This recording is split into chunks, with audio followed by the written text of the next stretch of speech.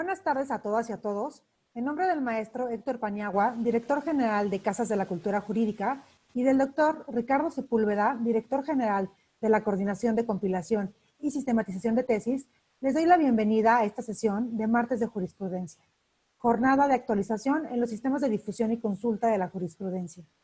Mi nombre es Fabiola Ramírez y voy a tener el gusto de fungir como anfitriona en esta sesión. La finalidad de esta jornada es contribuir a la cultura jurídico-constitucional a través del conocimiento y utilización de la jurisprudencia y de los criterios emitidos por el Poder Judicial Federal.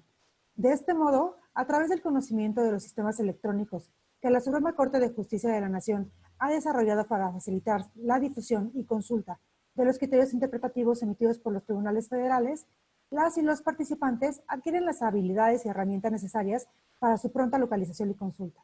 El tema que abordaremos en esta sesión es la importancia de la jurisprudencia, su conocimiento y difusión.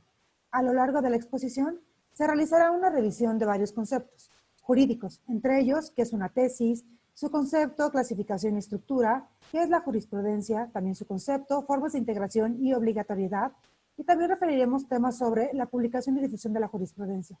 En este apartado nos referiremos al Semanario Judicial de la Federación como medio oficial de difusión, a las épocas del Semanario Judicial de la Federación, la jurisprudencia histórica y la jurisprudencia aplicable, y también haremos una referencia a los acuerdos 16 y 17 de 2019. El instructor del día de hoy es el maestro Carlos Antonio Domínguez, quien es licenciado en Derecho y especialista en Derecho Fiscal por la Universidad Tecnológica de México, maestro en Derecho Fiscal por la Universidad Panamericana y actualmente se encuentra adscrito a la Dirección General de la Coordinación de Compilación y Sistematización de Tesis del Máximo Tribunal. Agradecemos su asistencia e interés en las actividades de difusión que desarrolla la Suprema Corte de Justicia de la Federación y le dejo la palabra al maestro Carlos Domínguez. Muchas gracias, maestra Fabiola. Vamos en este momento a iniciar el módulo 1 de este martes de jurisprudencia denominado la importancia de la jurisprudencia, su consulta y difusión. Este módulo tiene como objetivo que los asistentes conozcan y, en su caso, refuercen sus conocimientos de la jurisprudencia, las tesis y el Semanario Judicial de la Federación para que puedan localizar y aplicar la jurisprudencia y los criterios emitidos por el Poder Judicial de la Federación en los sistemas de consulta creados por la Suprema Corte, que están a disposición de todos los juzgadores y público en general de forma gratuita por Internet. Ahora bien, veremos en esta lámina un concepto de jurisprudencia, en la cual podemos resaltar que la jurisprudencia es un criterio que contribuye a la seguridad jurídica al establecer una uniformidad de interpretación. También podemos advertir que el concepto de jurisprudencia tiene dos aspectos fundamentales. Primero, es una interpretación que hacen los órganos jurisdiccionales, tratándose del Poder Judicial de la Federación, que son el Pleno y las salas de la Suprema Corte de Justicia de la Nación, los plenos de circuito y los tribunales colegiados de circuito. En segundo lugar, también podemos resaltar que la jurisprudencia es obligatoria, es decir, tiene que ser observada por todos los órganos jurisdiccionales de este país. En la parte inferior de la pantalla podemos observar un marco legal de la jurisprudencia. En el párrafo 10º, específicamente del artículo 94 constitucional, se establece la obligatoriedad de la jurisprudencia. Por su parte, en el artículo 99, en su párrafo 8º de la Carta Magna, se regula la facultad del Tribunal Electoral a través de su sala superior y salas regionales para emitir criterios jurisprudenciales. Por su parte, el artículo 107, en su fracción 13ª, establece los lineamientos generales para la jurisprudencia por contradicción de tesis. Ahora bien, referentes a la ley de amparo, esta regula en sus artículos 215 al 230 la integración de la jurisprudencia por reiteración, contradicción de tesis y sustitución, así como la publicación y obligatoriedad de la misma. Y por último, en la ley reglamentaria de las fracciones 1 y 2 del artículo 105 constitucional, específicamente en su artículo 43, se regula lo relativo a las controversias constitucionales y las acciones de inconstitucionalidad. Ahora bien, vamos a hablar respecto de la obligatoriedad de la jurisprudencia, que es uno de los elementos fundamentales de la misma. Para ello, vamos a ver en este apartado en una representación gráfica de la obligatoriedad de la jurisprudencia. Se pueden observar aquí la jerarquización de los órganos que deben cumplir con la jurisprudencia. En los 4 círculos superiores están los órganos que pueden emitir jurisprudencia, que son el Pleno de la Suprema Corte, en el segundo de los recuadros, de arriba hacia abajo, está las salas de la Suprema Corte.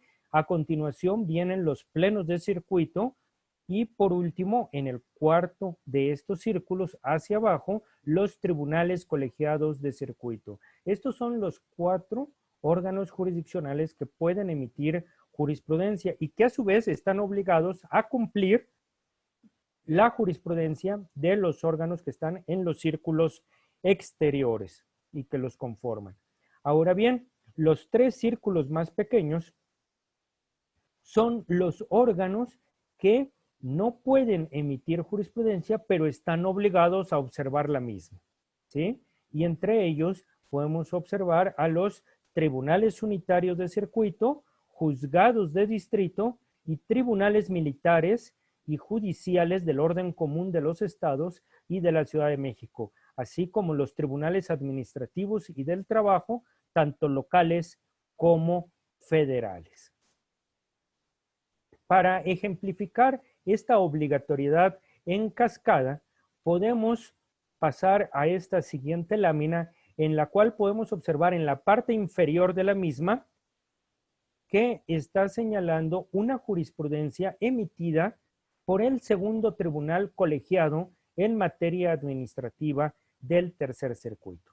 Este criterio, esta tesis, por ser jurisprudencia, sería obligatoria, pero únicamente hacia los órganos que están dentro de este gran círculo de tribunales colegiados. Regresemos a la pantalla anterior para que ustedes vean. Al ser una jurisprudencia de tribunales colegiados de circuito, obligaría a los unitarios de circuito, juzgados de distrito y a los que están en la parte inferior de nuestra pantalla, en este círculo prácticamente blanco, donde se señalan a los tribunales militares y judiciales del orden común de los estados y de la Ciudad de México, así como los tribunales administrativos y del trabajo locales y federales. Hacia arriba no obligaría este criterio, pero también aquí es importante hacer una aclaración que en otros momentos han manifestado algunos usuarios respecto a la duda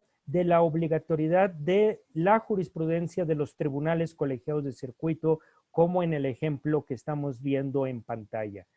Los tribunales colegiados, su jurisprudencia obliga exclusivamente a estos órganos jurisdiccionales siempre y cuando se encuentren dentro de su circuito. En este caso estamos viendo el segundo tribunal colegiado en materia administrativa del tercer circuito. Para efectos, el tercer circuito se refiere al estado de Jalisco. Por lo tanto, para todos los órganos jurisdiccionales antes mencionados, les va a obligar, pero siempre y cuando se encuentren en esa circunscripción territorial. Para todos los que se encuentren fuera de este circuito, no les será obligatorio el criterio de este tribunal colegiado de circuito.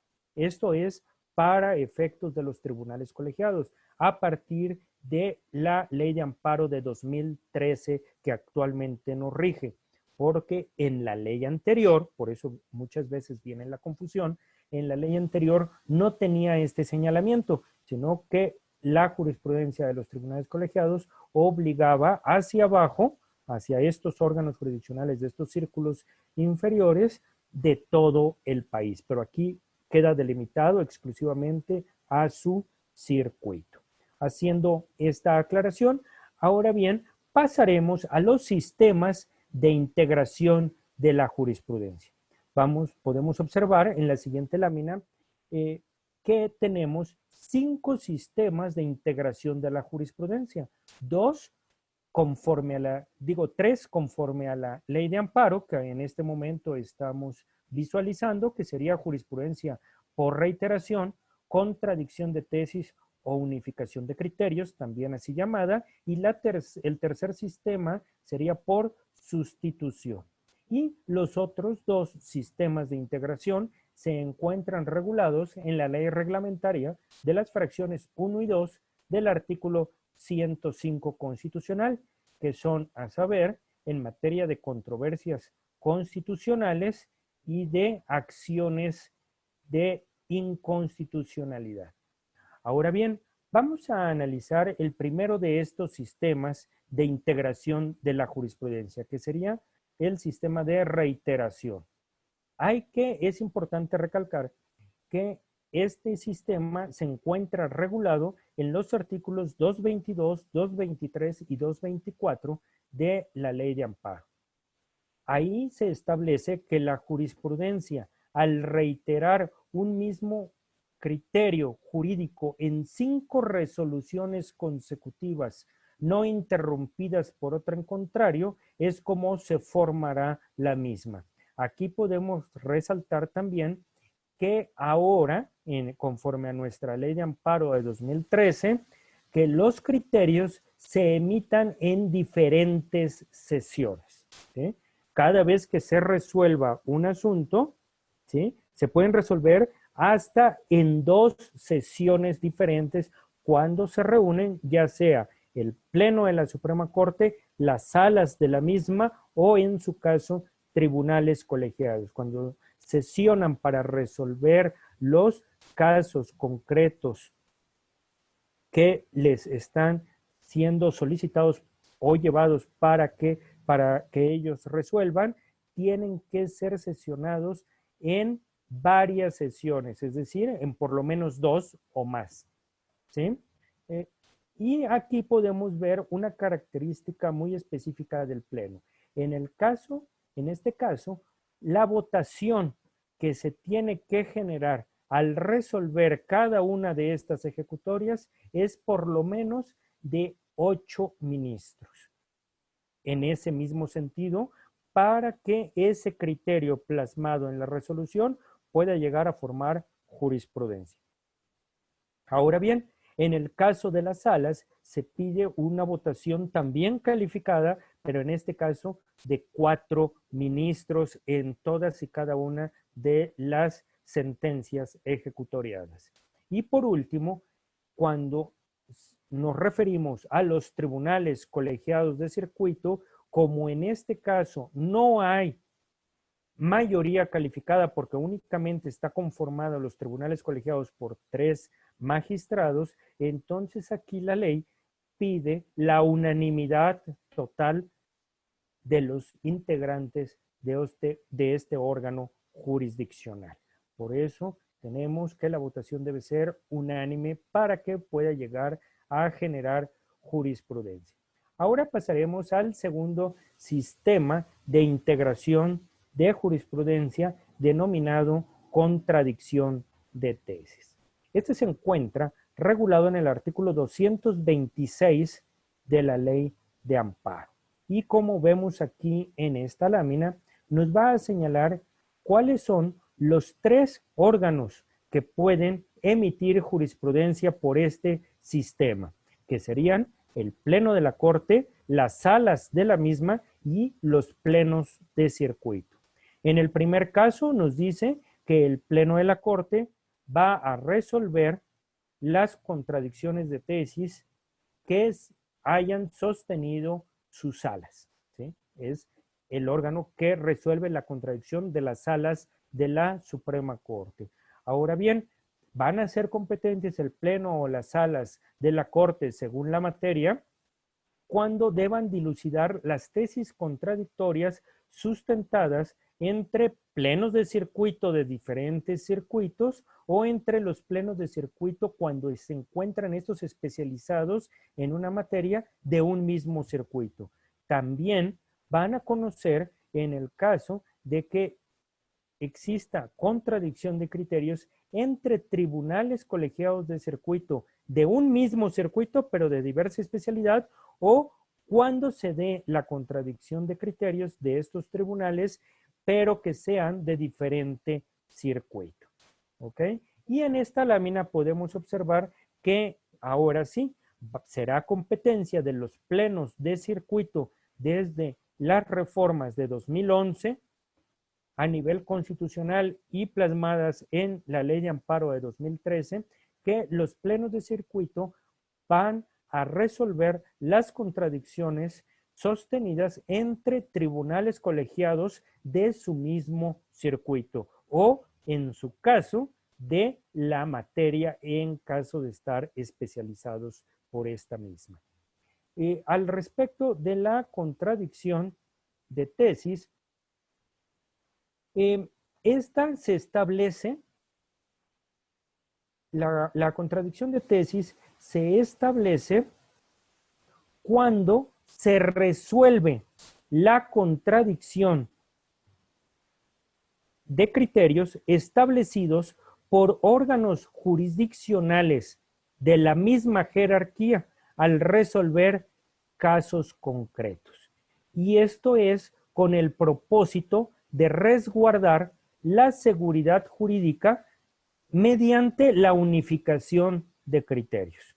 En este caso, el órgano superior respectivo estudiará los criterios y establecerá cuál de ellos debe prevalecer, pero puede también prevalecer un tercer criterio del propio órgano jurisdiccional que resuelve dicha contradicción. No está casado u obligado a resolver en uno o en otro sentido de los criterios contradictorios. Puede incluso el órgano jurisdiccional superior, como ya vimos que puede ser el pleno, las salas o los plenos de circuito, al momento de resolver, no están obligados a tomar uno de los dos criterios contendientes. Pueden ellos emitir un tercer criterio y ese se consideraría obligatorio. Bien, ahora, dicho lo anterior, entraremos también a ver un aspecto muy importante que tiene relevancia en relación a estas contradicciones de tesis, que son los circuitos judiciales, en virtud de la creación muy reciente, con las reformas de la Constitución en 2011 y en la Ley de Amparo de 2013, respecto de los plenos de circuito. Y para ello vamos a entrar a visualizar los circuitos judiciales y su distribución. Los plenos de circuito fueron creados con el objeto de dilucidar las contradicciones de tesis entre tribunales colegiados de su mismo circuito. Pero aquí hay algunos detalles que es importante precisar. En circuitos como en el primer circuito que ustedes están viendo en su pantalla, podemos observar en la parte inferior derecha de la misma que tenemos un gran número de órganos jurisdiccionales. Entre ellos resaltan que hay 64 tribunales colegiados de circuito. Pero estos tribunales colegiados, como lo podemos observar en las otras partes de la lámina, en la parte superior izquierda, donde nos dice que directamente en la delegación Álvaro Obregón hay 10 tribunales colegiados en materia penal, 21 tribunales en materia administrativa y 2 en competencia de radio y telecomunicaciones. También podemos observar que en la delegación Venustiano Carranza se encuentran 14 tribunales colegiados especializados en materia civil y 17 en materia del trabajo. Por lo tanto, en diferentes ubicaciones físicas dentro del propio primer circuito, encontramos esta gran cantidad de tribunales colegiados, pero como podrán observar, especializados en cada una de las materias. Por lo tanto, en este primer circuito se cuentan con diversos plenos de circuito y estos a su vez corresponden también a cada una de las materias. Si ustedes ven en la parte inferior derecha de nuestra pantalla, en el último renglón nos está señalando que se cuenta con 5 plenos de circuito hasta el momento y cada uno de ellos especializados por materias. Con esto se cumple el requisito señalado en las láminas anteriores, que los plenos de circuito resolverán las contradicciones de tesis entre tribunales colegiados de su circuito, pero en este caso única y exclusivamente por cada una de las materias, porque hay un pleno de circuito para cada materia. Lo mismo podemos ver replicado en la siguiente lámina que estamos viendo en este momento, que corresponde al segundo circuito, que es del Estado de México, donde también vemos una gran cantidad de órganos jurisdiccionales, y en la parte superior derecha de nuestra pantalla podemos observar que también cuenta con 5 plenos de circuito especializados por materia. A continuación, vamos a poder observar esta lámina ya del Estado de Hidalgo. En este caso, ya podemos visualizar en la parte superior que hay únicamente 3 tribunales colegiados de circuito, y en la parte inferior izquierda nos va a especificar de qué materias son estos tribunales colegiados. Aquí nos señala que son mixtos y por lo tanto, regresando nuestra vista a la parte superior derecha de nuestra pantalla en el último renglón de este recuadro, podremos ver que hay un solo pleno de circuito para poder dilucidar cualquier contradicción de criterios que haya emanado al resolver casos concretos por parte de uno de estos tribunales colegiados de circuito. Entonces, por eso hay una gran diferencia en cuanto a los plenos de circuito. Pueden ser que en algunos sean especializados y haber muchos, y en otros incluso nada más un solo pleno de circuito y sería mixto, conocería de todas las materias como sus tribunales colegiados. Ahora, en la siguiente lámina podemos llegar hasta a ver cómo en este 31º circuito, que corresponde al Estado de Campeche, nos está indicando en la parte centro derecha de nuestra pantalla que hay un tribunal colegiado mixto, no especializado, y en la parte inferior derecha de nuestra pantalla podemos observar en el primer renglón que nos dice efectivamente que hay un solo tribunal colegiado. Por lo tanto, si observamos los 4 renglones subsecuentes en la parte inferior derecha de nuestra pantalla, vamos a encontrarnos que no existe un pleno de circuito. ¿Por qué? Porque, dicho de otro modo, este pleno de circuito nunca va a tener un contrincante en cuanto a los criterios que él emita al resolver casos concretos, porque es el único tribunal colegiado. En estos casos no los hay, como puede ser en este ejemplo. Entonces, dependiendo del circuito, se dan diferentes circunstancias para la conformación de los plenos de circuito. Correcto. Ahora pasaremos al tercer sistema de integración de la jurisprudencia regulado en la ley de amparo, que es el sistema de sustitución. ¿Sí?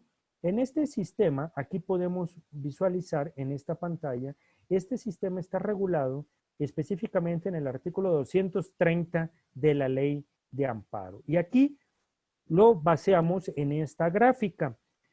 Precisamente aquí podemos visualizar quiénes son los que pueden intervenir en este sistema de sustitución. Primero, únicamente pueden intervenir aquellos órganos jurisdiccionales que pueden emitir jurisprudencia, pero esto se puede entender porque cuando uno de estos órganos jurisdiccionales le llega un caso concreto para resolver, pero resulta que ya existe una jurisprudencia previa que es aplicable a ese caso concreto, por lo tanto, le será obligatorio, porque esa jurisprudencia previa fue emitida por un órgano jurisdiccional superior. En el caso de un tribunal colegiado puede ser que esa jurisprudencia haya sido emitida por el Pleno de Circuito o por la Suprema Corte de Justicia de la Nación, funcionando en pleno o en salas. ¿Ok? Por lo tanto, le sería obligatorio. Y así, subsecuentemente, un pleno de circuito también con respecto a la obligatoriedad de las salas y del pleno de la Suprema Corte, o para las salas de la Suprema Corte en su caso de una jurisprudencia emitida por el propio tribunal pleno de nuestro máximo tribunal. Entonces, en estos casos, si el órgano jurisdiccional al momento de resolver aplica la jurisprudencia como debe de ser, porque está obligado a ello, para resolver en el sentido que le están indicando. Pero si él no estuviera de acuerdo y tuviera otros razonamientos lógico-jurídicos para llevar a una conclusión diferente, puede solicitar a través de este sistema de sustitución al órgano jurisdiccional superior que cambie este criterio y le va a plantear cuáles son estos razonamientos lógico-jurídicos de por qué debería de cambiar el órgano superior su criterio. Para esto hay un sistema, se dice que cuando es un tribunal colegiado, cuando se le presenta un caso concreto a él, en este caso puede solicitarlo a alguno de sus magistrados, con motivo obviamente de un caso concreto. Esa sería la llave que les da la posibilidad de iniciar este procedimiento de sustitución, y solicitaría al pleno de su circuito para que sustituya la jurisprudencia en caso de que la jurisprudencia sea emitida por el propio pleno.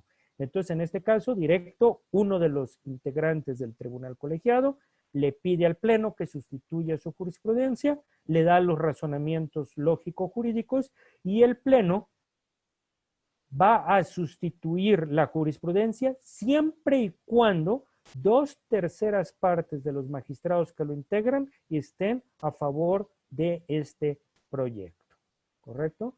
Bien, ahora, en el caso de que no sea del pleno de circuito, entonces, a petición de alguno de los magistrados del circuito, igual, en razón de un caso concreto que se le ha presentado, solicitará al pleno de la corte o a la sala correspondiente, ¿sí?, que sustituya el criterio. Pero previamente, si viene de un tribunal colegiado, tendría que pasar primero esta solicitud al pleno de circuito. Y el pleno de circuito tendrá que votar con 2/3 partes de los magistrados que lo integran para que pueda pasar a la Suprema Corte de Justicia de la Nación. ¿Sí? Ahora bien, cuando esta solicitud viene por parte de las salas de la Suprema Corte de Justicia de la Nación hacia el pleno de la Suprema Corte, que sería el tercer y último de estos supuestos, entonces el ministro hará la petición, obviamente también en virtud de un caso concreto que se le presentó a la sala y que resolvió aplicando la jurisprudencia del pleno. Uno de los ministros puede, en su caso, solicitar la sustitución de este criterio al pleno de la Corte. En este caso, pasa directo al pleno de la Corte y ésta resolverá y aprobará por la mayoría de los integrantes del pleno la sustitución. Y con esto, aquí tiene con esto se generaría la jurisprudencia. La característica primordial que tiene este sistema de sustitución es que intervienen dos órganos jurisdiccionales que pueden emitir criterios jurisprudenciales, un inferior y un superior. Y generándose este procedimiento, pueden sustituir directamente la jurisprudencia. Es decir, el nuevo criterio en automático sería jurisprudencia, sin importar que el anterior criterio hubiera tenido que pasar por un sistema por ejemplo, de reiteración, que ahí tuvieron que resolver 5 ejecutorias en el mismo sentido, ininterrumpidas por otra en contrario, para poder llegar a tener esta obligatoriedad y convertirse en jurisprudencia. Y aquí, en este caso, en automático sería jurisprudencia. Es una característica muy importante de este sistema. Ahora bien, pasaremos a las controversias constitucionales. Este otro sistema de integración de la jurisprudencia se encuentra regulado en la ley reglamentaria de las fracciones 1 y 2 del artículo 105 constitucional. Específicamente, la figura de la controversia constitucional se encuentra regulada en la fracción primera del numeral 105 constitucional. Y aquí vemos que sirve para resolver conflictos suscitados entre entidades, poderes u órganos de los señalados en este artículo, como lo podemos ver en la pantalla. También una característica muy importante de esta resolución para que llegue a ser jurisprudencia es que se necesita la aprobación de cuando menos 8 ministros de la Suprema Corte de Justicia de la Nación. En relación a estas controversias constitucionales, es importante recordar que conforme al artículo 43 de la ley reglamentaria de las fracciones 1 y 2 de la Constitución, nos señala que las razones contenidas en los considerandos que funden los resolutivos de las sentencias aprobadas cuando menos por 8 votos serán obligatorias para todos los órganos jurisdiccionales federales, locales, militares, administrativos y del trabajo de este país. De ahí la importancia de estos criterios. Y aquí no se necesita reiterar este criterio. Con una sola resolución, el criterio con aprobado con por lo menos 8 ministros será obligatorio. Y su efecto es tanto en este sistema de controversias constitucionales, así como en el siguiente sistema de acciones de inconstitucionalidad que se encuentra regulado en la fracción 2 del 105 constitucional, tendrá como efecto sustraer del sistema jurídico nacional la ley o parte de la misma que haya sido declarada inconstitucional a través de cualquiera de estos dos sistemas, por controversias constitucionales o por acciones de inconstitucionalidad, siempre y cuando estos razonamientos hayan sido aprobados por lo menos por 8 ministros de la Suprema Corte de Justicia de la Nación. En el caso de las acciones de inconstitucionalidad, se da para resolver la posible contradicción entre una norma de carácter general o un tratado internacional y la Constitución. ¿Sí? Entonces, es de suma importancia este apartado. También es relevante indicarles que las controversias constitucionales desde 1917 hasta 2016, en ese caso de esta figura jurídica, y en el caso de la figura jurídica de las acciones de inconstitucionalidad, desde 1995, en que fue incorporada a nuestro sistema jurídico, hasta también 2016, estos criterios se extraían de la ejecutoria y se plasmaban en un documento llamado tesis obligatoria, es decir, una tesis de jurisprudencia que en unos minutos más vamos a entrar a explicar en qué consiste específicamente la tesis de jurisprudencia. Bien, dicho lo anterior, estos criterios entonces se plasmaban en tesis y se podían localizar dentro de los sistemas de consulta a través de esta búsqueda de tesis. Pero a partir de 2016 hasta la fecha, la Suprema Corte de Justicia de la Nación estableció que ya no se iban a elaborar estas tesis. Por lo tanto, para facilitar la consulta de las personas que así lo desearan, se creó un nuevo apartado dentro del Semanario Judicial de la Federación, en donde se encuentran compiladas todas las ejecutorias de las controversias y acciones de inconstitucionalidad, en donde se establece estos criterios obligatorios. ¿Correcto?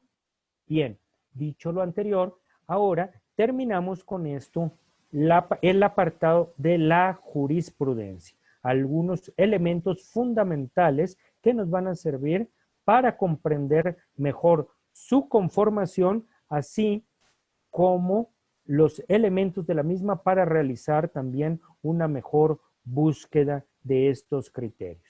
Ahora bien, vamos a pasar al Semanario Judicial de la Federación. El Semanario Judicial de la Federación es sumamente importante en virtud de que es el único medio oficial de publicación de los criterios del Poder Judicial de la Federación. Por lo tanto, vamos a conocer en unos momentos un poco de su historia para comprender por qué está integrado actualmente de una forma muy específica. Comenzaremos con una línea del tiempo en donde se van a poder observar diferentes años.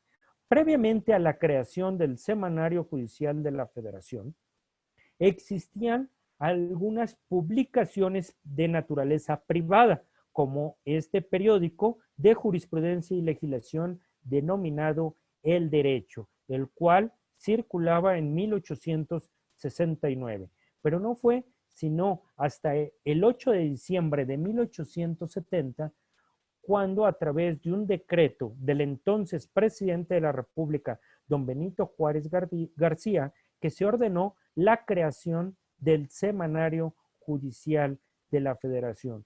Recordemos que don Benito Juárez García era abogado de profesión y fue ministro presidente de la Suprema Corte de Justicia de la Nación. Por lo tanto, conocía muy bien al Poder Judicial Federal y quiso crear este medio oficial de publicación precisamente para fortalecer a este tercer poder, el Poder Judicial de la Federación. Por lo tanto, y esto hacer este fortalecimiento a través de la difusión de sus resoluciones, que es como habla la Suprema Corte. En este sentido, en 1870 inicia la primera época del Semanario Judicial de la Federación. Aquí es importante señalar que la publicación del semanario se divide en épocas y estas a su vez se agrupan en dos grandes periodos. De la primera a la cuarta épocas conforman el periodo denominado jurisprudencia histórica, ya que corresponde a la vigencia de la Constitución de 1857. El segundo periodo, denominado de jurisprudencia aplicable, comprende de la quinta a la décima épocas, y estos corresponden a criterios emitidos bajo nuestra Constitución vigente de 1917. ¿Sí? Por lo tanto, en este sentido, en todos los sistemas de búsqueda del Poder Judicial de la Federación, específicamente en la página web de la Suprema Corte de Justicia de la Nación, podrán ustedes encontrar que tenemos todos los criterios publicados a partir de la quinta época, porque los anteriores ya no serían aplicables en virtud de haberse emitido bajo un régimen constitucional no vigente. Bien, una característica de la primera época, que comenzó en 1871, como podemos ver en esta línea del tiempo, es que se publicaban las ejecutorias y los pedimentos del fiscal. Se publicaban en forma íntegra, no habían tesis en ese momento, durante la primera época del semanario. También aquí en esta línea del tiempo podemos observar que se dio la primera suspensión editorial del propio semanario, en virtud de que hubo falta de recursos económicos por parte de la Suprema Corte de Justicia de la Nación para poder seguir publicando, y también coincidió con el levantamiento armado de Tuxtepec, con el cual se cerraron los poderes y también la Suprema Corte de Justicia de la Nación, aunque un corto tiempo después se reabrió la Suprema Corte, no inmediatamente inició la publicación del semanario. Y no fue entonces en este periodo de suspensión editorial, nuevamente se emitieron algunas publicaciones privadas en donde ahí se publicaban las jurisprudencias de la Suprema Corte de Justicia de la Nación, como la que estamos viendo en pantalla, denominada el Foro. No fue sino hasta 1881 cuando inicia la segunda época del semanario judicial de la Federación. En esta segunda época se emiten las primeras bases para la publicación del semanario, y durante la tercera época, en 1890, que fue el inicio de la misma, se modificaron nuevamente las bases para la publicación de la jurisprudencia, y también se dio un aumento exponencial en las resoluciones de asuntos por parte de la Suprema Corte de Justicia de la Nación. Ahora bien, al derogarse los artículos 47 y 70 de la Ley de Amparo relativos a la jurisprudencia, dio inicio la cuarta época del semanario judicial de la Federación, y con esto también concluye el periodo denominado de jurisprudencia histórica.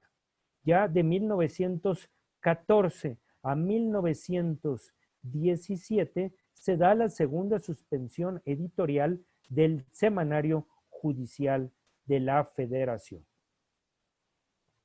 Esto se debió directamente por una cuestión de hecho, en virtud de que en plena revolución, bueno, el ejército constitucionalista, al entrar a México, comandado por don Venustiano Carranza, cerró los poderes, entre ellos a la Suprema Corte de Justicia de la Nación.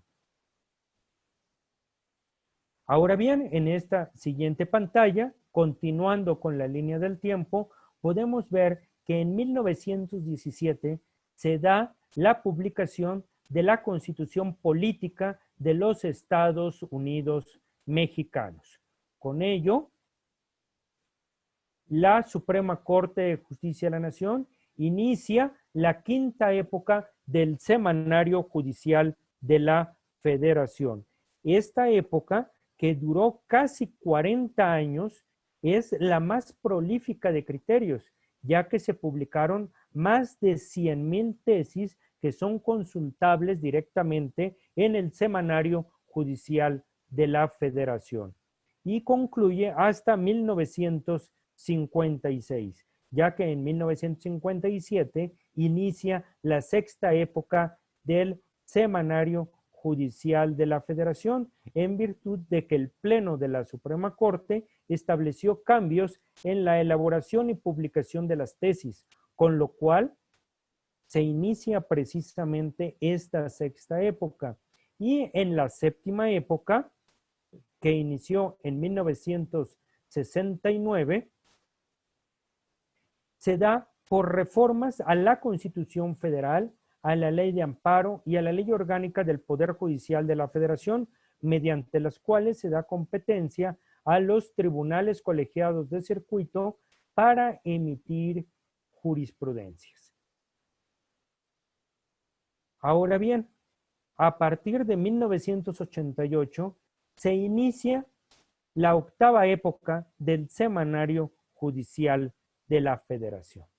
En este caso, a los tribunales colegiados de circuito se les establece como órganos terminales en materia de legalidad y en consecuencia el artículo 6º transitorio de la reforma del decreto que modificó a la ley de amparo en enero de 1988 otorga facultad a dichos tribunales colegiados para confirmar o modificar la jurisprudencia en materia de legalidad emitida por la Suprema Corte de Justicia, actuando en pleno o en salas durante la quinta, sexta y séptima épocas. Esto es muy importante porque a través de este artículo transitorio, los tribunales colegiados como tal pueden modificar, como ya les había mencionado, ¿sí?, de una manera excepcional al sistema de modificación de la jurisprudencia de la Suprema Corte de Justicia de la Nación, ¿sí?, aun cuando sea una jurisprudencia de un órgano superior, única y exclusivamente cuando los criterios jurisprudenciales se refieran a la materia de legalidad y siempre y cuando sean emitidos antes de 1988, es decir, de 1917 hasta 1987, que comprenden la quinta, sexta y séptima época, entonces los tribunales colegiados podrán modificar estos criterios de un órgano jurisdiccional superior como es la Suprema Corte de Justicia de la Nación. También es importante señalar que se crea otro medio de publicación denominado Gaceta. Esto es importantísimo. A partir de ese año, el Pleno de la Suprema Corte determina que aparte del Semanario Judicial de la Federación, va a existir otro medio de publicación denominado Gaceta. Y esto en virtud de dividir el contenido de las publicaciones y generando originalmente que en la Gaceta se publicaran las jurisprudencias de pleno y salas de la Suprema Corte de Justicia de la Nación, así como la jurisprudencia de los tribunales colegiados, y reservando para el semanario la publicación de las tesis aisladas, así como de las ejecutorias y acuerdos respectivos enviados para su publicación. Esto pues es de manera relevante. Aquí que se generaron dos medios oficiales de publicación. Hasta este momento es importante también señalarles que estos medios de publicación eran impresos. Se editaban formalmente en formato de un libro, dividiéndose por tomos o volúmenes en su caso. Y para efecto de la Gaceta se le clasificaba por números específicamente. Bien, siguiendo con la línea del tiempo, pasaremos a esta siguiente lámina para llegar a 1995. Y precisamente con las reformas constitucionales y legales de 1994 y 1995, que consolidan a la Suprema Corte de Justicia como una corte constitucional, se inicia la novena época del Semanario Judicial de la Federación. Al respecto, podemos señalar cuatro aspectos fundamentales. En esta reforma que dio inicio a la novena época, se crea el Consejo de la Judicatura Federal. Segundo, la conformación de la Corte pasa de 21 ministros numerarios y 5 supernumerarios a únicamente 11 ministros. También las salas de la Suprema Corte se reducen en consecuencia y de 4 salas y una sala auxiliar que existían hasta la octava época se reducen a 2 salas únicamente. También se crea la figura de las acciones de inconstitucionalidad, como ya se las había comentado anteriormente. esta figura de las acciones de inconstitucionalidad, que es un control concentrado de la constitucionalidad, se incorpora por primera vez a nuestro sistema jurídico nacional y también se regula por primera vez, aunque ya existían desde el texto original de la Constitución en 1917, se regulan por primera vez las controversias constitucionales. ¿Sí? Y otro punto que hay que destacar es que lo que les había mencionado, que en octava época había aparecido un nuevo medio oficial de difusión, que era la Gaceta. Ahora el Pleno de la Suprema Corte determina la fusión de la Gaceta y del semanario en una sola publicación, y por primera vez en la historia se cambia el nombre del semanario para quedar de la siguiente forma: Semanario Judicial de la Federación y su Gaceta. ¿Correcto? Con esto sería lo más importante de la novena época del Semanario Judicial de la Federación. Siguiendo con esta línea del tiempo, llegamos al año 2011, donde se genera la 10ª época que actualmente se está integrando en el Semanario Judicial de la Federación. Esencialmente, esto se debió a reformas constitucionales en materia de jurisprudencia que consistieron en lo siguiente. Primero, podemos mencionar que el sistema de creación de jurisprudencia por sustitución se incorpora por primera vez en nuestro sistema. Segundo, se crean los plenos de circuito, que ellos pueden emitir jurisprudencia por contradicción de tesis al resolver los criterios contradictorios de tribunales colegiados de su propio circuito, como ya lo mencionamos anteriormente. También aquí surge el sistema de control difuso de la constitucionalidad que pueden hacer los demás órganos jurisdiccionales, federales y locales, y no dejar exclusivamente, como estaba antes de estas reformas, el sistema concentrado de la constitucionalidad, del control constitucional en manos únicamente de jueces de distrito y la Suprema Corte de Justicia de la Nación. También podemos mencionar que coincide con las reformas fundamentales en materia de derechos humanos que generan un cambio de paradigma de interpretación constitucional, lo cual impacta también al contenido y la aplicabilidad de la jurisprudencia. Dentro de esta época, también es importante señalar 2 años. El primero de ellos sería 2003, en donde se establece, 2013, en que se determina la separación de la Gaceta. Nuevamente volvemos con esta figura de la publicación. ¿Se acuerdan? Octava época había surgido la Gaceta independiente del semanario. En novena época se fusionan en una sola publicación, y en 2013, ya 2 años después de iniciada la 10ª época, el Pleno de la Suprema Corte determina que se separarían nuevamente la Gaceta del semanario judicial. La Gaceta como publicación impresa de periodicidad mensual, y el semanario judicial de la Federación como una publicación visible únicamente en la página web de la Suprema Corte de Justicia de la Nación. Y aparte, esta publicación sería semanal. La Gaceta entonces compilaría las 4 semanas del mes de calendario que conforman para publicar en un mes concentrado los criterios previamente publicados en el semanario semanal. Y con una característica muy importante, de manera impresa.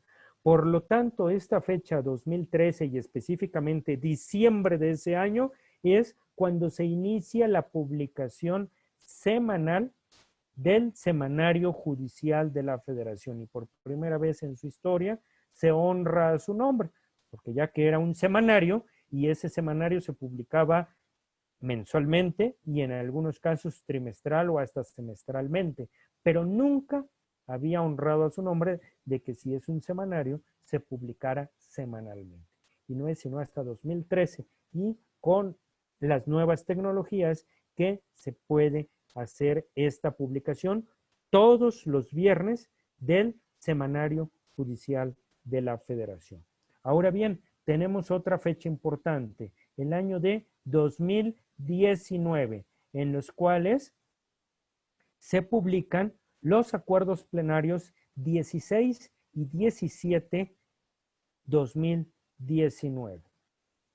Ahora, en esta pantalla podemos observar el título de estos dos acuerdos, en el cual, en el primero de ellos, el 16-2019, regula la publicación y difusión del Semanario Judicial de la Federación. Y en el acuerdo 17/2019 se establecen las reglas para la elaboración de las tesis y para su envío y publicación en el Semanario Judicial de la Federación, así como en su Gaceta. Dicho lo anterior, después de este recorrido en la línea del tiempo de lo que es el Semanario Judicial de la Federación, podemos señalar que el semanario ha pasado de ser un medio impreso a un sistema digital de compilación y difusión de la jurisprudencia, como podemos apreciar en este concepto que tenemos en pantalla. Esta publicación tiene una naturaleza semanal y digital, únicamente visible a través de la página web de la Suprema Corte de Justicia de la Nación. Ahora bien, pasaremos ahora al concepto y estructura de la tesis.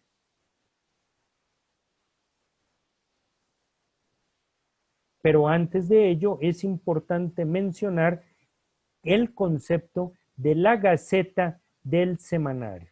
En la Gaceta del Semanario, como ya lo habíamos comentado, a partir de estos acuerdos de 2019, cambia nuevamente y se establece que la Gaceta dejará de publicarse de manera impresa y por lo tanto su publicación será de manera electrónica y mensual y contendrá la información señalada también en el párrafo anterior, así como la normativa, acuerdos y demás información que se ordene publicar. De esta manera surge la que denominamos actualmente la Gaceta Electrónica, que esto se podrá observar en módulos siguientes de este sistema de información para que ustedes puedan conocer su utilización, tanto del semanario como de la Gaceta Electrónica, que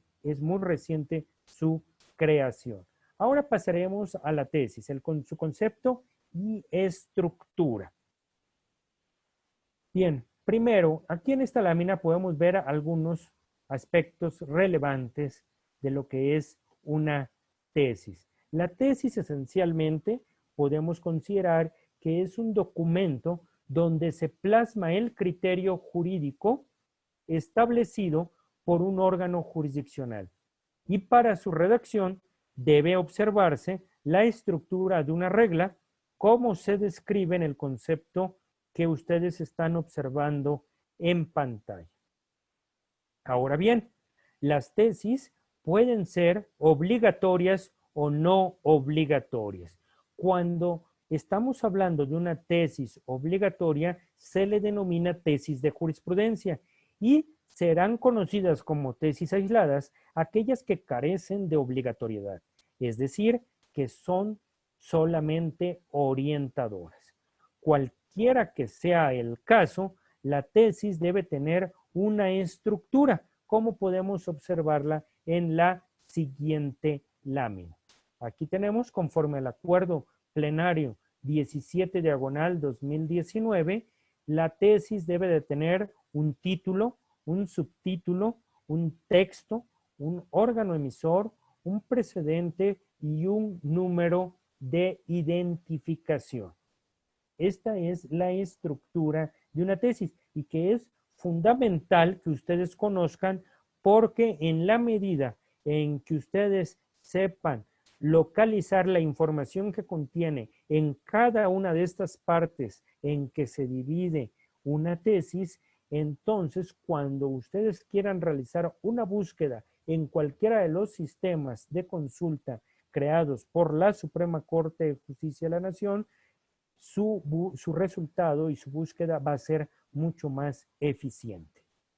Ahora bien, pasaremos a visualizar directamente dentro de una tesis esta estructura. En la parte superior podemos nosotros visualizar que contiene ciertos apartados, los cuales vamos a ir señalando para que ustedes puedan conocerlos mejor. Primero, en la parte superior de izquierda a derecha, tenemos, como ahí lo indica la imagen, el número de identificación de la tesis, que es este, es el número oficial con el que se identifica una tesis.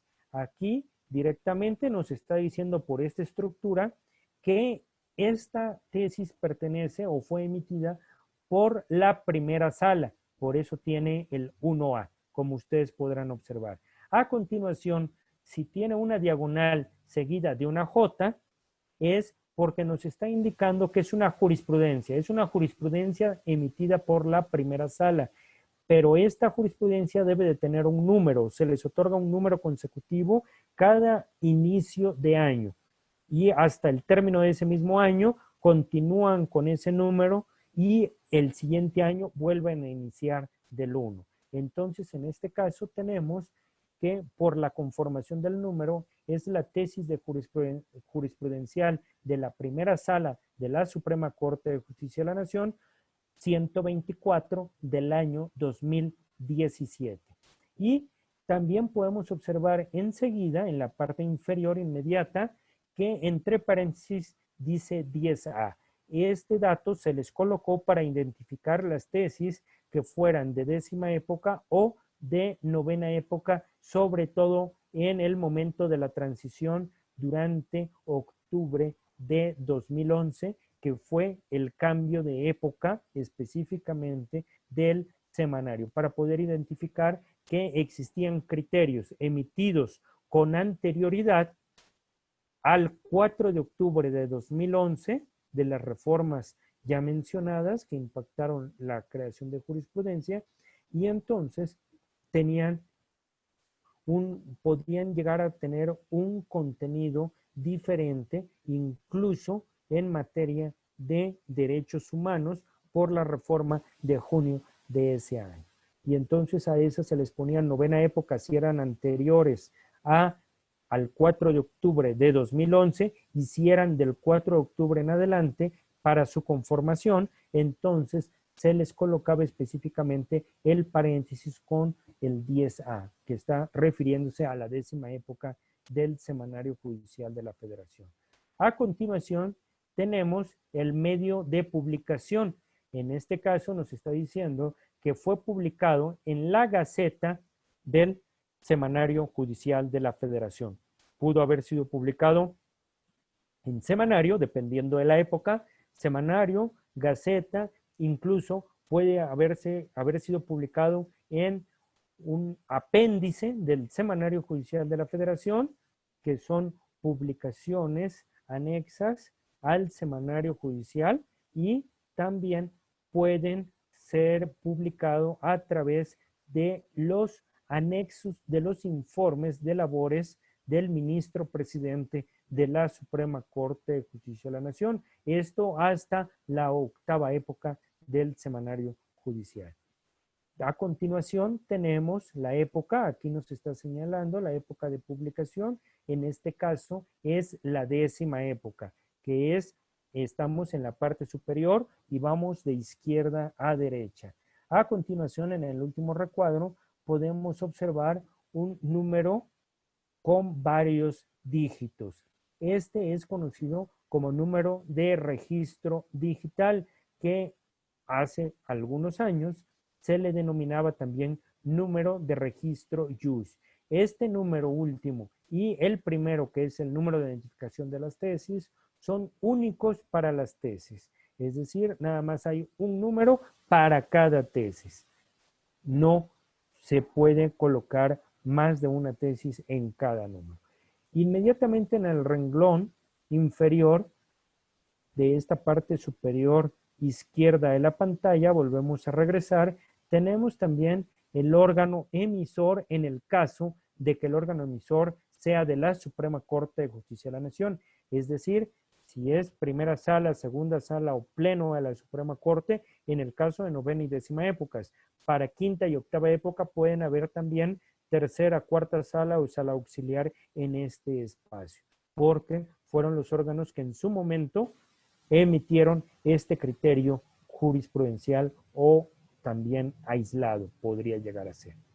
A continuación, tenemos datos específicos de su publicación, como pueden ser el libro, en este caso, libro 49, la fecha, diciembre de 2017, y el tomo. En otros casos puede ser únicamente el tomo, como fue clasificado el semanario durante la novena época, quinta y octava épocas, que durante sexta y séptima épocas se clasificó el semanario en volúmenes. También puede aparecer aquí. Y recuerden, la Gaceta, que fue un órgano de difusión distinto del semanario durante la octava época, esta se clasificó, la Gaceta, por números. Entonces, estos datos aparecerán en este apartado de la tesis. Y a continuación, en el apartado inmediato a la derecha, estamos en la parte superior centro derecha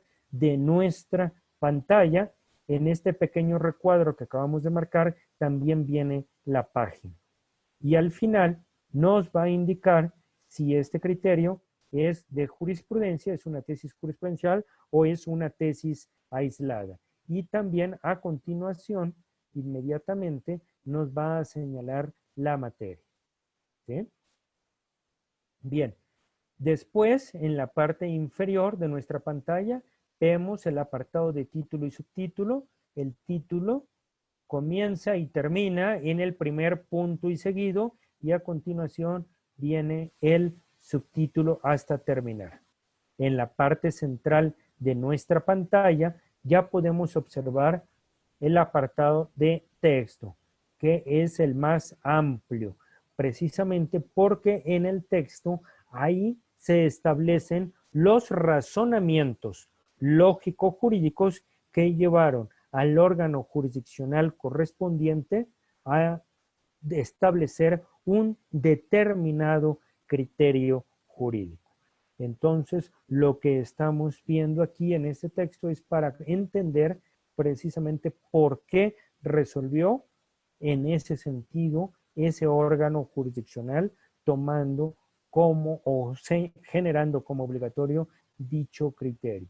Por último, podemos ver en la parte inferior de nuestra pantalla que se encuentra el apartado de precedentes. Aquí nos van a dar diferentes datos de los precedentes, así también en su momento pueden estar algunas notas que nos pueden ser de utilidad al momento de determinar si una jurisprudencia ha sido superada, en su caso puede ser por contradicción, o ha cambiado el criterio del propio órgano jurisdiccional.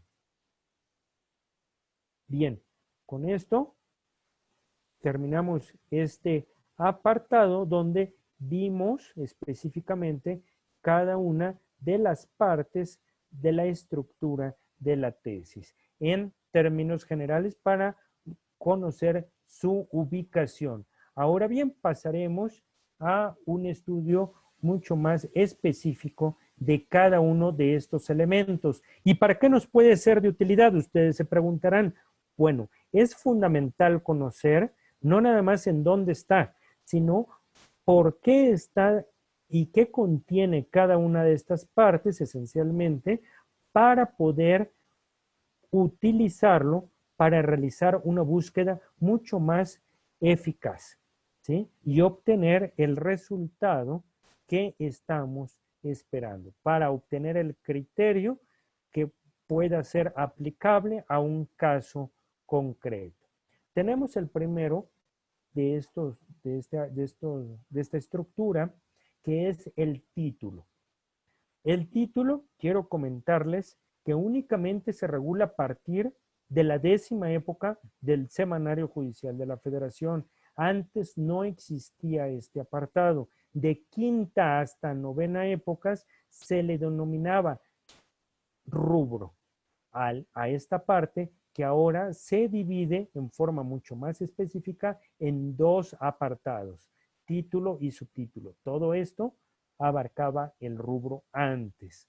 Bien, dicho lo anterior, nos indican en esta lámina que el título es la mención del concepto, figura o institución jurídica que constituye la materia principal de la tesis.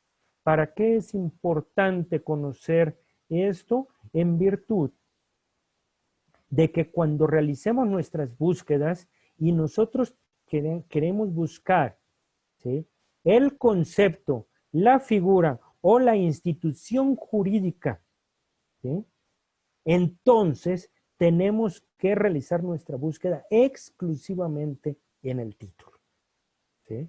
Es por eso que tenemos que aprendernos estos contenidos.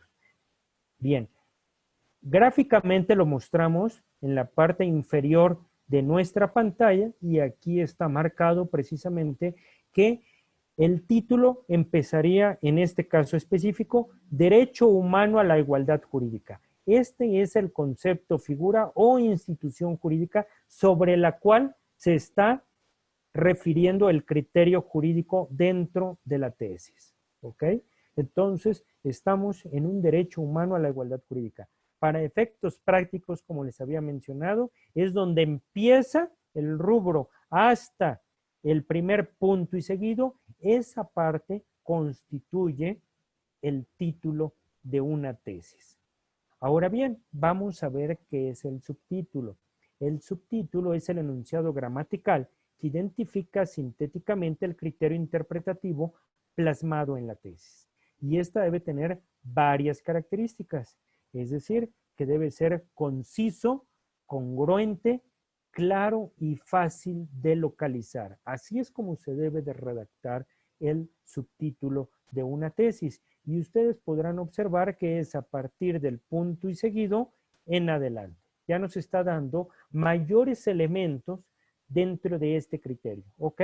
Tenemos el enunciado principal, que es derecho humano a la igualdad jurídica. Este es el concepto o figura jurídica principal, pero después nos está señalando una característica o varias características de esta figura. Nos está diciendo que esta tesis habla de su ámbito material de validez.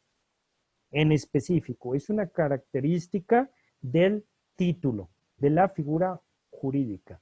Y para ser más específico, incluso nos está señalando, sí, su ámbito de validez, pero a partir de una fecha concreta, que fue la reforma constitucional del 10 de junio de 2011, que nosotros sabemos que es una reforma en materia de derechos humanos. Entonces, ya está perfectamente claro de qué nos va a tratar el criterio jurídico con este complemento del subtítulo. Y fue, de verdad, conciso, congruente, claro y fácil de ubicar. ¿Ok? Para que en nuestras búsquedas la podamos obtener esta información. A continuación, vamos a pasar directamente al apartado de precedente, en virtud de que el apartado de texto ya fue explicado hace un momento. Bien, el precedente aquí gráficamente nos está señalando que debe de contener los datos de identificación de la ejecutoria y para ello se debe de señalar o mencionar el tipo de asunto, es decir, si es un amparo directo en revisión, una revisión fiscal, etc.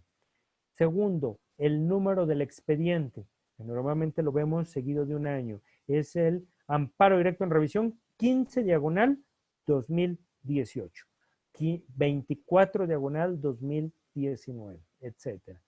Bien, después debe de contener el nombre del promovente del juicio en su caso, respetando la normatividad vigente respecto, ¿verdad?, al nombre del promovente y si él autorizó efectivamente su publicación. Aquí sería en el caso de las personas físicas. En el caso de las personas morales, bueno, como todos sabemos, su nombre es público, está en un registro público de comercio. Por lo tanto, no podrían tener este privilegio respecto a las personas físicas de omitir, solicitar la omisión de su nombre en la publicación de la tesis. También tenemos la fecha de resolución. En este apartado se va a establecer siempre cuándo se resolvió ese asunto. ¿Ok? También vamos a tener la votación que se generó al resolver el caso en concreto. Y esto es muy importante porque recuerden que para la emisión de la jurisprudencia tiene como uno de sus requisitos principales la votación. En su caso debe ser una mayoría calificada, como estamos hablando de pleno y salas de la Suprema Corte, o llegando incluso para los tribunales colegiados de circuito a ser por unanimidad. ¿Correcto? Y por último, debe de contener el nombre del ponente y el secretario en su caso. Es decir, quien hizo la ponencia de ese asunto, el magistrado o el ministro de la Suprema Corte de Justicia de la Nación, que le correspondió por turno analizar el asunto y hacer precisamente la presentación y la propuesta de resolución del mismo. Entonces sería el ponente, así como el secretario de acuerdos, el secretario de estudio y cuenta o el secretario adscrito del tribunal colegiado de circuito respectivamente. Aquí en la siguiente lámina podemos observar un ejemplo de cómo se conforma un precedente en una jurisprudencia. Aquí tenemos los datos en la parte superior izquierda de nuestra pantalla. Vamos a seleccionarlo. Nos va a indicar el tipo de expediente. Aquí nos está señalando primeramente que es un amparo directo. ¿Se acuerdan? Los habíamos comentado. A continuación va a estar específicamente el número del expediente. ¿Sí? En este caso es 702 diagonal 2018. Inmediatamente después, la fecha en que se emitió la sentencia, es decir, en que se resolvió ese asunto en concreto. Después viene la votación. En este caso fue por mayoría de votos. Incluso aquí nos están manejando quién fue el disidente. Y por último, tenemos al ponente y a su secretario. Bien, al término de este precedente, también pueden llegar a aparecer ciertas notas, las cuales resultan muy importantes que todos y cada uno de ustedes las conozcan. Estas notas se incorporan por parte del órgano jurisdiccional respectivo y o en su caso por la coordinación de compilación y sistematización de tesis para su publicación. Estas notas nos van a servir de referencia para conocer determinados elementos. Por ejemplo, si en el texto de la tesis se está citando a su vez otra jurisprudencia u otro criterio cualquiera, sea jurisprudencia o tesis aislada de ese mismo órgano jurisdiccional o de otro, en la parte de las notas se les van a poner los datos para que ustedes puedan localizar y remitirse al mismo criterio. Asimismo, si ese criterio, el que estamos observando, hubiera participado en una denuncia de contradicción de tesis, ahí también la vamos a poder localizar, ¿sí? O si en su caso esa contradicción de tesis ya fue resuelta y este criterio que estamos visualizando hubiera sido superado, entonces también nos van a avisar a través de las notas. Aquí vemos que tenemos una nota, aquí también tenemos otra nota, que en este caso es de tesis citadas en el propio texto de esta tesis. Y aquí en la primera nota nos está diciendo que se está refiriendo a una cita, pero de una ejecutoria, no directamente de la tesis. Entonces nos van a dar todos los datos necesarios para que nosotros podamos localizar dicho criterio. Dicho lo anterior, ahora, ya una vez que hemos hablado de esta estructura del precedente, vamos a continuar también para hacerles una mención de ejemplos de tipos de asuntos que se pueden encontrar en un precedente. Esto es de manera enunciativa, más no limitativa. En un expediente, en un precedente se pueden encontrar estos diferentes tipos de precedentes, como son la acción de inconstitucionalidad, amparo directo en revisión, competencia, contradicción de tesis, controversias constitucionales, impedimentos, incidentes de suspensión, inconformidad, queja administrativa, reclamación, revisión administrativa, revisión fiscal, etcétera, ¿sí? Entre los que podemos nosotros visualizar en este apartado. Aquí, a continuación, vamos a poder ver a detalle las partes que conforman el apartado de localización. Y esto es muy importante porque también con cualquiera de estos elementos podemos localizar una tesis, ¿sí? Ya sea si somos órganos jurisdiccionales, para localizar la tesis que nos haya sido citada en un curso, o también para nosotros, si somos abogados postulantes o público en general y queremos localizar un criterio y nos dan alguno de estos datos, sabemos que los vamos a buscar en el apartado de localización. Pasaremos a ejemplificar. Primero, la época es un dato de localización, hay que recordarlo. De arriba hacia abajo vamos manejando. También vamos a poder visualizar, en este caso, en el segundo renglón, el número de registro digital.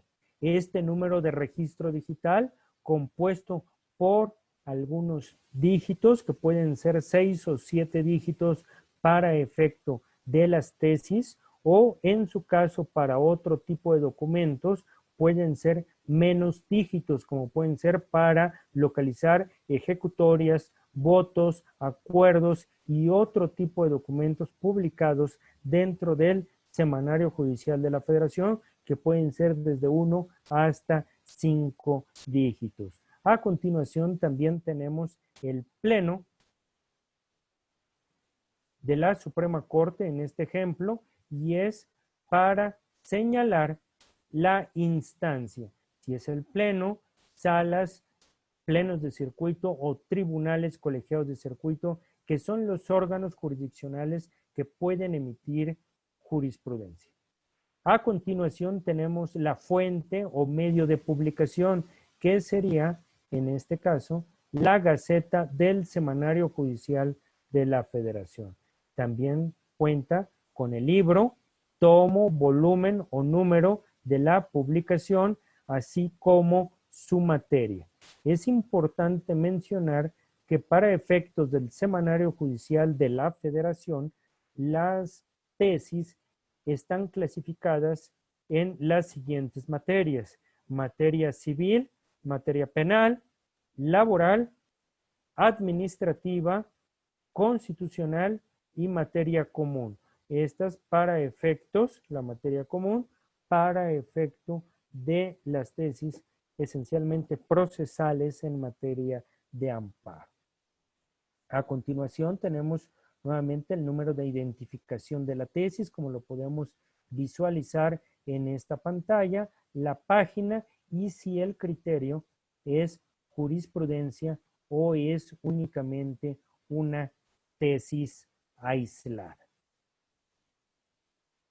Entonces, con esto es importante conocer porque a través de esa estructura, con cualquiera de los elementos con que contemos, podemos realizar una búsqueda a través del Semanario Judicial de la Federación.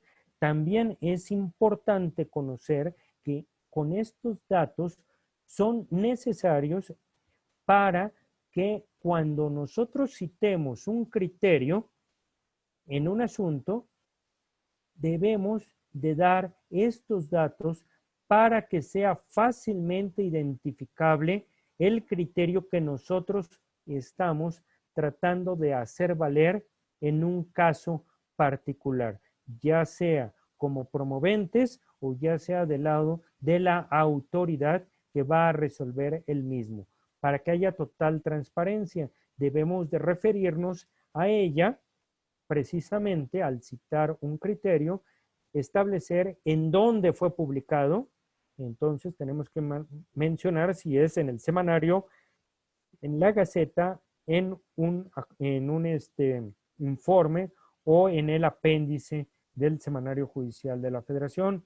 También debemos de señalar en qué libro, tomo, volumen o número respectivo está publicado, la página de publicación, también el número de identificación de la tesis, ¿sí? Y también debemos de señalar la instancia, si es de pleno, de salas, de tribunales colegiados o en su caso es una jurisprudencia de pleno de circuito, así como la época del Semanario Judicial de la Federación en que fue publicada la tesis. Aquí es muy importante también respecto de la época que en algunas ocasiones han preguntado que si únicamente se debe de aplicar los criterios jurisprudenciales emitidos durante esta 10ª época y si en su caso ya no son válidos los criterios emitidos de 1ª a 9ª época del Semanario Judicial de la Federación en virtud de las reformas profundas que sufrió nuestra Constitución en materia de derechos humanos e incluso que impactó la conformación de la jurisprudencia. En este sentido es importante comentarles que la jurisprudencia es aplicable de acuerdo al caso en concreto. Se tiene que analizar cada una de las jurisprudencias y el órgano jurisdiccional va a determinar en última instancia, al momento de resolver un caso concreto, cuál sería la jurisprudencia aplicable al mismo, sin importar si fue emitida en 1917, al inicio de la 5ª época, o hasta nuestros días. en la última publicación del Semanario Judicial de la Federación. La jurisprudencia únicamente se relaciona con la aplicabilidad del asunto. También tiene que ver si la jurisprudencia es sustantiva y adjetiva, así como si el criterio plasmado en la misma para su aplicabilidad se refiere a una interpretación de un texto legal que no es vigente. Podemos de entrada tal vez erróneamente decir si este criterio es relativo a un texto no vigente porque fue derogado o abrogado, en su caso, ya no es aplicable para resolver un caso concreto el día de hoy. Aquí tendríamos que tener mucho cuidado al respecto porque hay muchas materias, como puede ser en materia agraria, en materia tributaria y en la propia materia de amparo que establece a través de su transitorio que pueden seguir siendo válidos la aplicación de una norma aun cuando haya sido abrogada en virtud de que el hecho se sucedió en el momento en que ésta resultaba vigente y por lo tanto su interpretación también sería aplicable al caso concreto, ¿sí? Entonces, esto hay que estudiarlo, en particular cada criterio para determinar su aplicabilidad o no al caso concreto. Y el órgano que tiene esta responsabilidad es el órgano jurisdiccional respectivo. Es sumamente importante mencionarlo. Bien, entonces, dicho lo anterior, vamos a ahora a eliminar el marcaje que habíamos hecho en esta lámina para poder continuar entonces ahora a lo siguiente. Por último, es importante señalar que la Suprema Corte de Justicia de la Nación ha emitido diferentes sistemas de consulta. Esencialmente son el Semanario Judicial de la Federación y el denominado Juris Lex. En el Semanario Judicial de la Federación podemos visualizar 4 apartados, que es lo que veníamos ya mencionando y que para el análisis de cada uno de estos sistemas se verán en diferentes módulos. Con lo anterior, agradezco su atención y con esto concluimos la exposición al primer módulo de martes de jurisprudencia. Muchas gracias. Muchas gracias, maestro Carlos Domínguez. Pues con esto terminamos, justo como lo mencionó el maestro Carlos, el primer módulo de nuestro martes de jurisprudencia, actualización en los sistemas de consulta de la jurisprudencia y los criterios emitidos por el Poder Judicial Federal. Los invitamos a seguir en los siguientes módulos, en donde abordaremos en el siguiente módulo, en el módulo 2, el tema del Semanario Judicial de la Federación, en el módulo 3, la Gaceta Electrónica del Semanario Judicial de la Federación, y en el módulo 4, el sistema de consulta por ordenamiento JurisLex. No nos queda más que agradecer nuevamente su interés y el seguimiento puntual que le dan a los eventos de difusión y divulgación de la jurisprudencia que realizamos desde la Suprema Corte de Justicia de la Nación, y recordarles que cada martes primero de cada mes tenemos una cita pendiente con la jurisprudencia. Nos vemos aquí el próximo martes, primero del mes, a las 5 de la tarde. Muchas gracias.